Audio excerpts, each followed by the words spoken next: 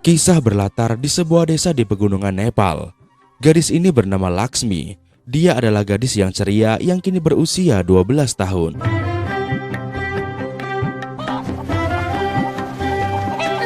Dia tinggal bersama ibunya yang merupakan buruh tani dan juga ayahnya yang mengalami stroke sebelah. Meski begitu, sang ayah tak pernah lepas tanggung jawab menafkahi keluarganya dan tetap berusaha mencari pekerjaan di kota. Hingga malam pun tiba, sang ayah terlihat baru pulang ke rumahnya dalam kondisi yang kelelahan, dan Laksmi menyaksikan perjuangan sang ayah itu. Saking miskinnya keluarga ini, mereka tidak bisa membeli atap yang layak dan hanya memanfaatkan jerami untuk atap rumah mereka. Laksmi yang begitu prihatin pada orang tuanya pun berjanji bahwa kelak jika dia sudah dewasa, dia akan membelikan atap rumah yang bagus untuk sang ibu. One day I will buy a tin roof that will never leak. Namun sebelum janji itu ditepati, musim hujan tentu saja keburu datang, hingga akhirnya atap mereka pun bocor.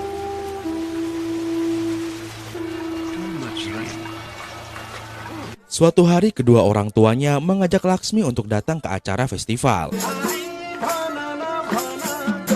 Dan di sana Laksmi menari dengan begitu indah.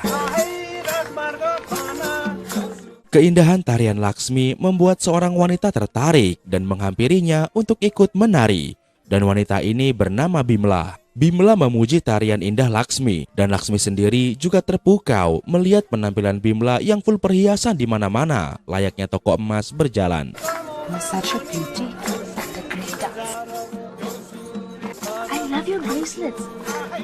Bimla mengatakan bahwa dia bisa seperti ini karena merantau ke India, dan hidup di India rasanya seperti hidup di surga.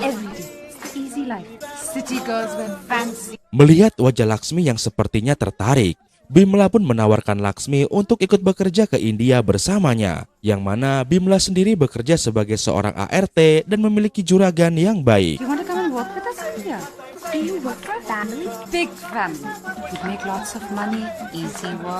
Mendapati ajakan itu, Laksmi pun terlihat sangat senang. Dia segera menghampiri sang ibu untuk memberitahunya. Sementara itu di depan sana, ternyata sang ayah sudah mengobrol dengan Bimla, yang mana sang ayah ternyata setuju jika putrinya diajak kerja ke India. Sesampainya di rumah, sang ibu pun protes pada sang ayah karena mengambil keputusan sebelah pihak. Sang ibu mengatakan bahwa dia tidak setuju mengingat usia Laksmi yang baru 12 tahun dan masih sekolah. Namun sang ayah tetap saja bulat pada keputusannya dan tidak bisa membatalkan kesepakatan ini karena ternyata sang ayah sudah menerima DP dari Bimla. I already took her money without rice. What else can you do? It's a blessing. You will see. She will work for a good family.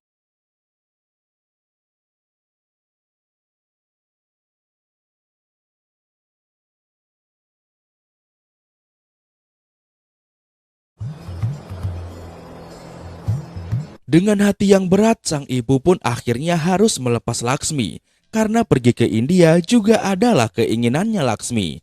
Namun sebelum berangkat, ibu memberikan sebuah azimat patung Dewi dan berkata bahwa patung ini akan melindungimu. Goddess Lakshmi will protect you. Laksmi pun menerima patung itu. Seraya dia kembali berjanji bahwa nanti kalau sudah bekerja, dia akan membelikan atap rumah yang layak untuk ibu.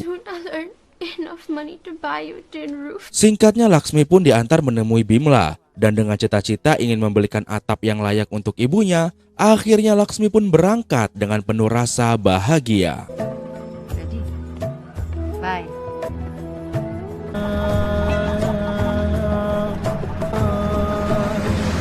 Sesampainya di terminal, Bimla pun mendandani Laksmi layaknya wanita yang sudah matang. Dan mereka melanjutkan perjalanan menggunakan beca untuk melewati perbatasan. Listen, the border there are men with guns. So let me do all the talking, okay? Dan setelahnya mereka pun lanjut naik kereta api menuju salah satu kota di India. Setelah melewati perjalanan ini, terasa sangat menyedihkan. Sayang engkau tak duduk di sampingku kawan. Akhirnya mereka pun sampai di perumahan kumuh dan Bimla mengatakan bahwa ini adalah rumah kebahagiaan. Welcome to Happiness House. Di sini Bimla pun memperkenalkan Laksmi dengan seorang bude-bude bernama Mumtaz. Mumtaz yang melihat anak gadis imut ini pun lantas memberikan sebuah manisan kepada Laksmi. A little birdie told me that mangoes. Bukan hanya manisan, bahkan tanpa ragu, Bude Mumtaz juga memberikan sebuah cincin kaki kepada Laksmi dan hal itu membuat Laksmi sangat bahagia. Look what I have for you. Yeah, thank you. You will be a legend in Happiness House. Setelahnya Mumtaz pun memanggil Sahana untuk mengantarkan Laksmi ke kamarnya. Dan di sini Sahana pun memberitahu Laksmi peraturan tinggal di tempat ini, yaitu mereka semua harus patuh pada semua perintah dari Mumtaz jika ingin hidup aman. Just do what Mumtaz says and you'll be fine. You'll get used to being here. Singkatnya mereka pun sampai di kamar Laksmi dan tiba-tiba saja Sahana langsung mengunci Laksmi dari luar. This is where you'll stay. Oh, wait. Why are you locking me in? Dan karena nggak tahu mau ngapain, Laksmi pun inisiatif membersihkan kamarnya sampai tertidur. Hingga muncullah dua orang wanita yaitu Sahana dan Anita yang membangunkan Laksmi untuk mengajaknya makan. Are you hungry? Come. Sesampainya di dapur, Laksmi mengajukan diri untuk membantu Bibi Nunung memasak di dapur. Namun bukannya senang, Bi Nunung malah marah pada Laksmi. Never touch anything, especially knife. Singkatnya Bi Nunung pun selesai memasak. Dan hari ini ternyata dia memasak roti capati mak lima biadab. Likes it spicy. Setelah selesai makan, Laksmi pun diajak nonton TV. Di sini terlihat Laksmi yang terheran-heran menonton TV karena Laksmi nggak pernah punya TV. Sebenarnya tetangga Laksmi di kampung ada yang punya TV. Namun setiap kali Laksmi ketahuan nonton sambil ngintip-ngintip TV tetangga lewat jendela, TV-nya langsung dimatiin sama yang punya. Nah lo, mirip masa kecil siapa tuh ya? Ayo ngaku. Watch this girl's face when I change the channel. Huh?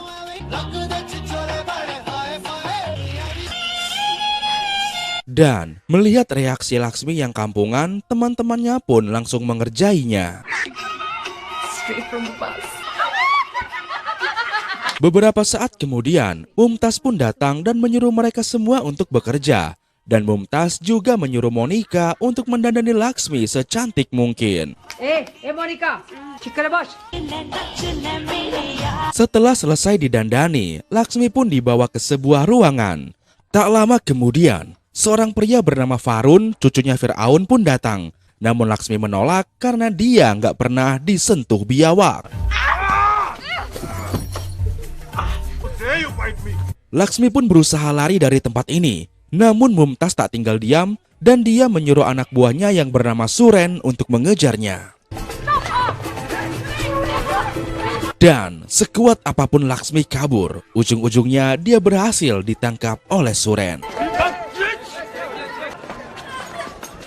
Setelah berhasil ditangkap, Suren pun memberikan hukuman pada Laksmi sebagai efek jerah agar Laksmi tidak mengulangi perbuatan ini lagi.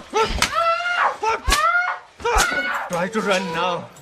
Laksmi yang kini sadar bahwa dia dipekerjakan sebagai jasa asa pedang pun berusaha meminta tolong pada warga, namun tak ada yang memperdulikannya. Dan malahan, di waktu yang bersamaan, ternyata di tempat itu ada seorang fotografer wanita dari Amerika bernama Sophia, kekasih gelapku. Melihat banyaknya wanita di bawah umur yang dipekerjakan sebagai kupu-kupu di tempat ini, membuat hati Sophia tergugah untuk membongkar kegiatan ilegal ini.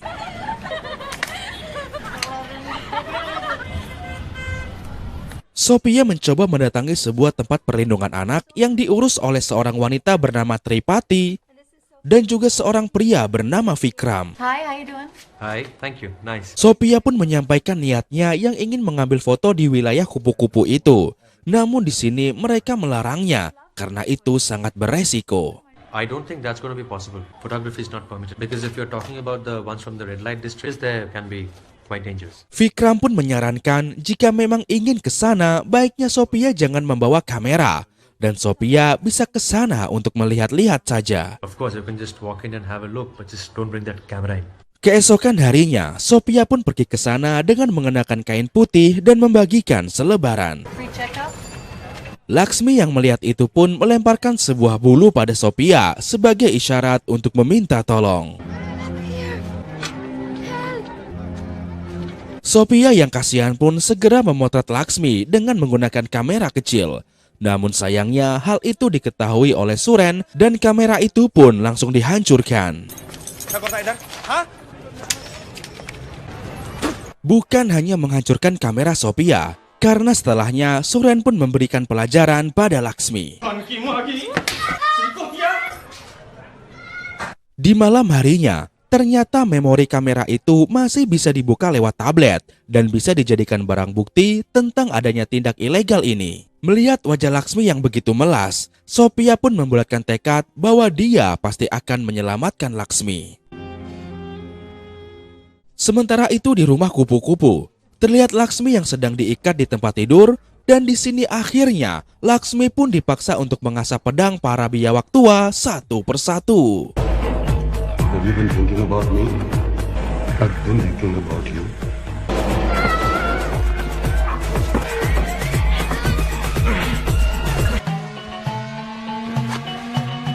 Keesokan harinya, terlihat Laksmi yang kelelahan sampai tidak bisa bangun pagi. Dan di sini Sana mengambil kesempatan untuk mencuri patung dewa serta uang milik Laksmi. Namun ternyata penderitaan Laksmi tidak sampai di situ.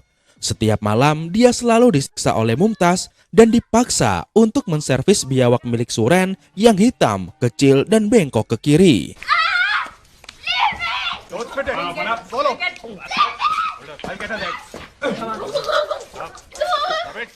Di sisi lain, Sophia yang memiliki bukti foto itu meminta bantuan Tripati dan teman-temannya agar mau melaporkan penemuannya ini kepada pihak kepolisian agar segera dilakukan penggerebekan.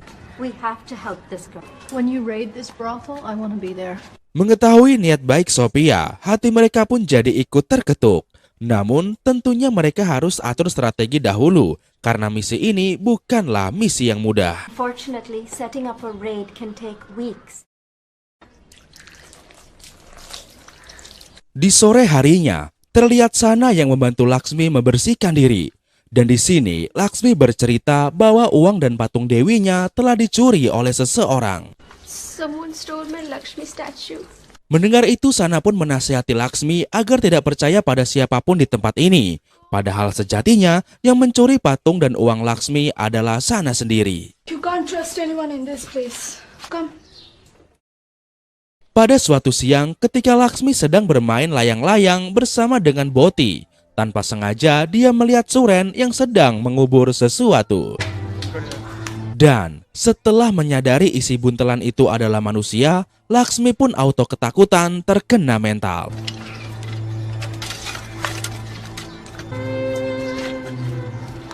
Hari demi hari pun berganti. Setiap hari, Laksmi pun harus menahankan betapa pahit dan pedihnya dijadikan kupu-kupu di usia 12 tahun. Dan karena sudah tidak kuat lagi dengan kenyataan ini, akhirnya terbesit dalam pikiran Laksmi untuk mengakhiri hidupnya. Namun untungnya di waktu yang bersamaan Sahana pun datang dan langsung menghentikan tindakan Laksmi. Lakshmi, give me your hand. Di malam harinya, Laksmi melihat Mumtaz yang ternyata juga sering menyiksa wanita lain yang tidak patuh pada dirinya. Dan di sini Laksmi pun akhirnya sadar bahwa dia harus terus patuh pada Mumtaz sampai keajaiban Tuhan datang menolongnya. Spread her legs. Hold your hands. Yeah, okay. Hingga di suatu ketika, Laksmi mendapatkan seorang pelanggan yang merupakan pria muda. Hello, my name is Jay. Come. Namun anehnya, di sini pria muda ini sama sekali tidak berbuat macam-macam pada Laksmi dan hanya tidur di samping Laksmi sambil memberikan perhatian. Oh no, you don't have to take off your clothes. Dan siapa sangka sikap baik pemuda ini pun membuat Laksmi jadi jatuh cinta.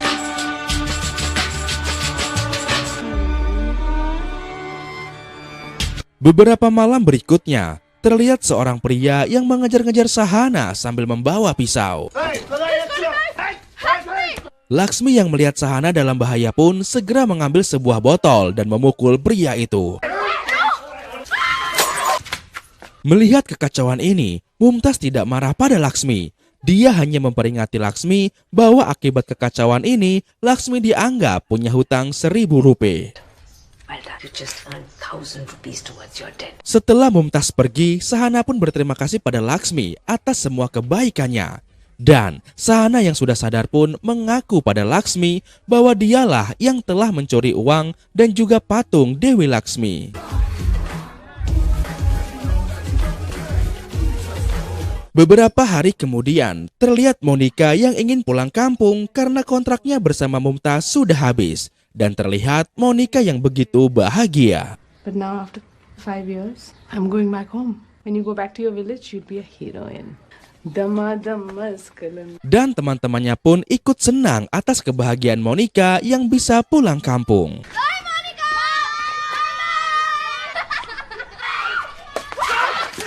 Di malam harinya, dua petugas lembaga perlindungan yaitu Sam dan Vikram diam-diam menyamar menjadi kru di rumah kupu-kupu. Terlihat Vikram yang memilih Sahana dan Sam yang memilih Laksmi.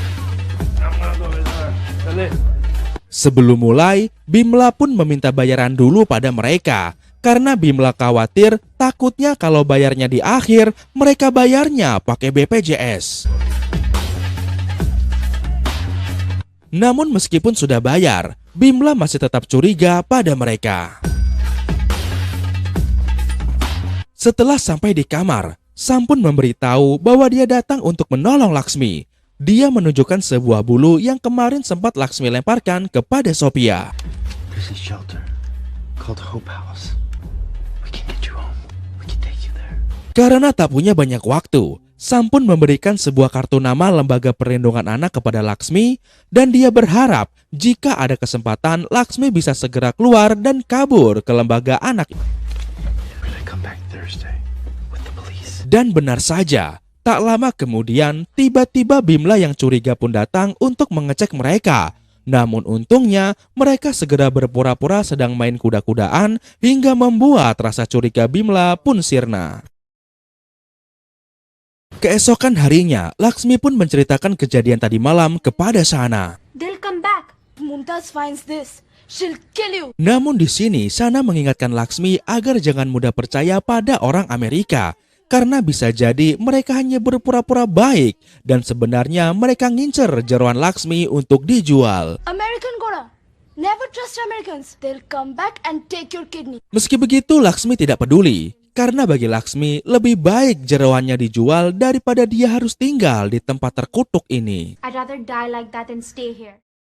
Beberapa hari kemudian, terlihat Monica yang tiba-tiba kembali ke tempat ini dengan wajah yang babak bunyak. Monica, what happened? Monica. Monica mengatakan bahwa dia tidak diterima di keluarganya lagi setelah keluarganya tahu bahwa di kota Monica bekerja sebagai tukang servis pedang. He said he didn't want me to bring shame to the family. My father didn't let me enter the village. Beberapa hari kemudian, para wanita ini pun diantar ke dokter untuk melakukan tes kesehatan. Terlihat si dokter yang ternyata biawak mencoba memanfaatkan Laksmi. What are you doing? Karena ditolak Laksmi, dokter biawak ini pun mengancam akan melaporkan bahwa Laksmi penyakitan. I can tell them you have the disease and you'll be out to starve on the street. Mendengar itu, dengan cerdasnya Laksmi mengancam balik bahwa dia juga akan melaporkan pada Mumtaz bahwa si dokter biawak mau pegang-pegang tapi nggak mau bayar. Kayak penonton jomblo sensasi trends. I can tell Mumtaz that you try to get something for free, and Mumtaz will find another doctor like that. Setelahnya giliran Monica yang diperiksa. Dan di sini terlihat banyak bercak-bercak pada tubuh Monica yang menurut dokter biawak itu adalah gejala AIDS. That's the disease. AIDS. Mengetahui musibah yang menimpa Monica, para kupu-kupu ini pun mengumpulkan uang mereka untuk membantu Monica sebagai bentuk solidaritas.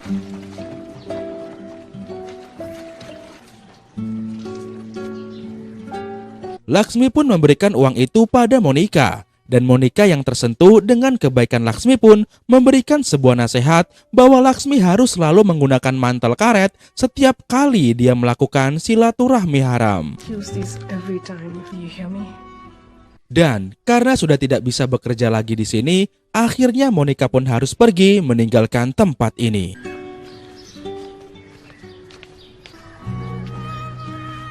Di malam harinya, tanpa sengaja Mumtaz menemukan kartu nama Yayasan Perlindungan Anak dan akhirnya para pekerja pun dipaksa untuk mengakui siapa pemilik kartu ini. Whose card is this?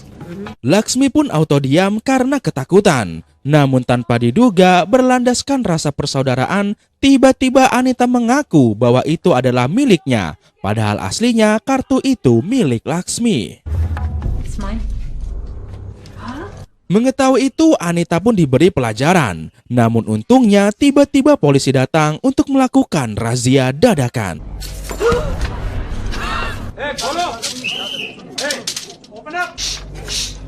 Melihat ada polisi, Mumtaz pun bergerak cepat menyuruh Bimla untuk menyembunyikan para gadis ini ke tempat persembunyian. Bimla, take the young ones away. Sana, help her.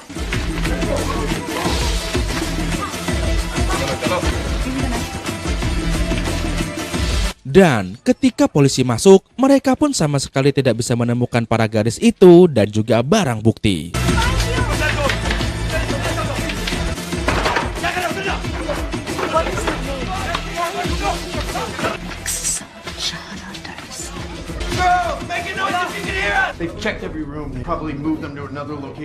Dan akhirnya mereka pun harus pergi dari tempat itu dengan tangan hampa.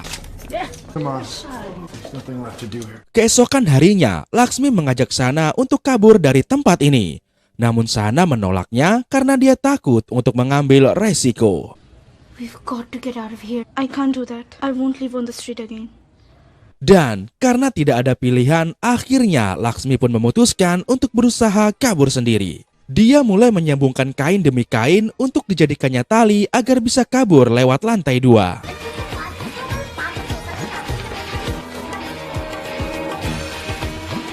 Dan ketika malam festival tiba, Laksmi pun langsung nekat melaksanakan pelariannya.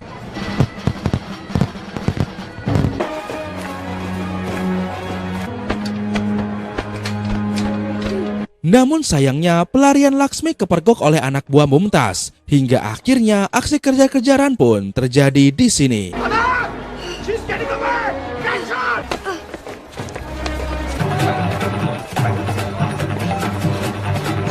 Laksmi yang cerdik pun langsung menerobos masuk ke barisan para peserta karnaval. Dan dia langsung bersembunyi di ogoh-ogoh India untuk menghindari kejaran.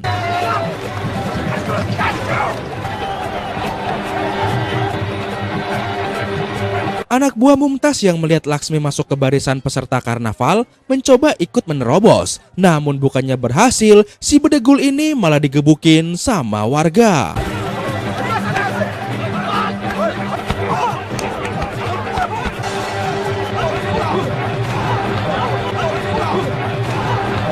Singkatnya, Laksmi pun berhasil kabur. Dan berbekal kartu nama itu, ia pun berusaha keras mencari tempat perlindungan anak itu.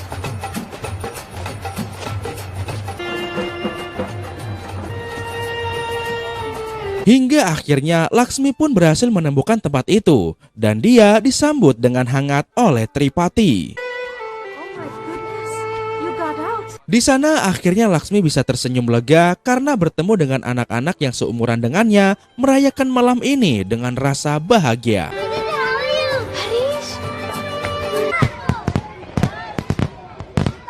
Keesokan harinya, berkat laporan dari Laksmi dan Tripati, akhirnya pihak kepolisian pun melakukan razia dadakan kembali di rumah kupu-kupu milik Mumtaz.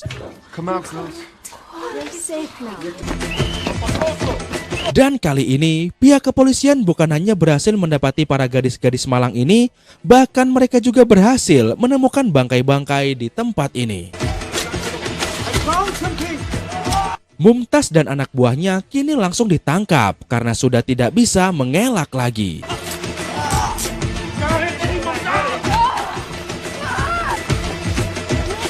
Sementara itu, para wanita malang ini pun langsung dibawa ke tempat perlindungan anak bersama Laksmi. Mereka pun berpelukan seraya bersyukur karena bisa keluar dari penderitaan rumah kupu-kupu itu.